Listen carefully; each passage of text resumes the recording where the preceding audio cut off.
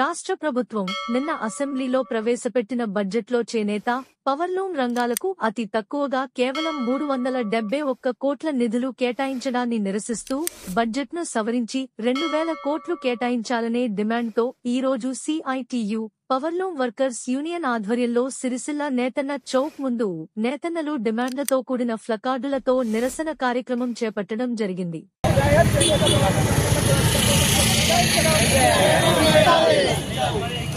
పెంచాలి నేతన్నలకు బడ్జెట్ 2000 కోట్ల రూపాయలు, పెంచాలి నేతన్నలకు 2000 కోట్ల బడ్జెట్, కేటాయించాలి నేతన్నలకు 2000 కోట్ల బడ్జెట్.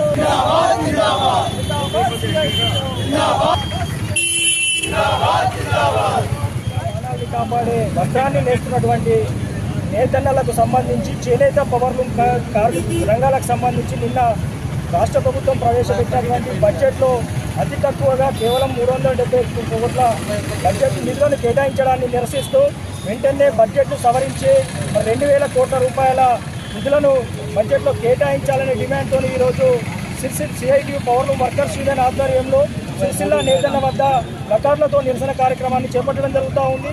మరి నిన్న గత 15 నెలలుగా సిరిసిల్ల వస్త్ర పరిశ్రమలో నెలకొన్నటువంటి సంక్షోభం, వివిధ సమస్యల వలన ఇక్కడ వేలాది మంది కార్మికులు ఉపాధి లేక మరి 15 మంది ఆత్మహత్యలు చేసుకున్నారని చెప్పి మరి గతంలోనే పెద్ద ఎత్తున ఆందోళన పోరాటాలు చేసిన సందర్భంగా రాష్ట్ర ప్రభుత్వం కావచ్చు, అధికారంలో ఉన్నటువంటి మంత్రులు, ఎమ్మెల్యేలు, ముఖ్యమంత్రి కూడా ఇక్కడ వస్త్ర పరిశ్రమను అన్ని విధాలు ఆదుకుంటామని, కార్మికుల ఉపాధి సంక్షేమానికి పెద్దపీట వేస్తామని చెప్పి హామీలు ఇచ్చారు. మరి ఆ హామీలను బడ్జెట్లో నిలబెట్టుకోలేనటువంటి పరిస్థితి ఉంది. మరి మొన్న మహిళా పొదుపు సంఘాలకు ఇచ్చినటువంటి చీరలు 1,30 లక్షల చీరలకు బడ్జెటే దాదాపు 500 కోట్ల రూపాయల బడ్జెట్ అవసరం ఉంది. అదేవిధంగా ఇక్కడ వర్కర్ టు ఓనర్ పథకానికి సంబంధించి కావచ్చు, కార్మికులకు సంబంధించి థ్రిఫ్ట్, నేతన్న బీమా, యారన్ సబ్సిడీ ఇట్లాంటి సంక్షేమ పథకాలకు సంబంధించి బడ్జెట్ కావాలన్నా కూడా పూర్తి స్థాయిలో వస్త్ర పరిశ్రమ అభివృద్ధి, కార్మికుల ఉపాధి సంక్షేమానికి దాదాపు 2000 కోట్ల నిధులు అవసరం పడతాయని చెప్పి మేము ఇప్పటికే రాష్ట్ర అసెంబ్లీలో ఆర్థిక శాఖ మంత్రి గారిని కలిసి వినతి పత్రం అందించిన సందర్భంగా వారు కూడా వీటన్నిటికీ సరిపడా బడ్జెట్ కేటాయిస్తామని చెప్పారు.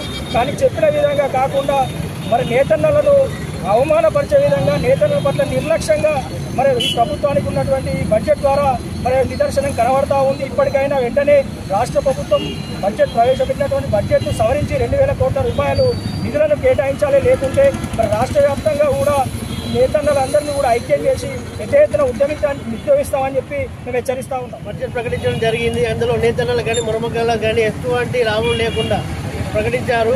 2000 కోట్లు ప్రకటించాలని మా సిపిఎం పార్టీ తరఫున, సిఐటి తరఫున రాష్ట్ర ఆర్థిక మంత్రి బట్టి విక్రమార్క గారికి వినపత్రం కూడా ఇవ్వడం జరిగింది మా మాజీ ఎమ్మెల్యే సీతారాముల ద్వారా. అయినా కానీ బడ్జెట్లో అన్యాయం జరిగింది. ఈరోజు చూసుకుంటే 370 కోట్లు ప్రకటించడం అన్యాయం. ఎందుకంటే బతుకమ్మ చీరలు గతం కన్నా మంచి చీరలు ఇస్తారని చెప్పిన గవర్నమెంట్ 370 కోట్లు ఇస్తే ఏ రకంగా న్యాయం జరుగుతుంది చేనేత కార్మికులు, పౌరుల కార్మికులకు కానీ? దీన్ని దృష్టిలో పెట్టుకొని 2000 కోట్లు ప్రకటించి మాకు న్యాయం చేయాలని సిఐటి తరఫున మేము విజ్ఞప్తి చేస్తున్నాం.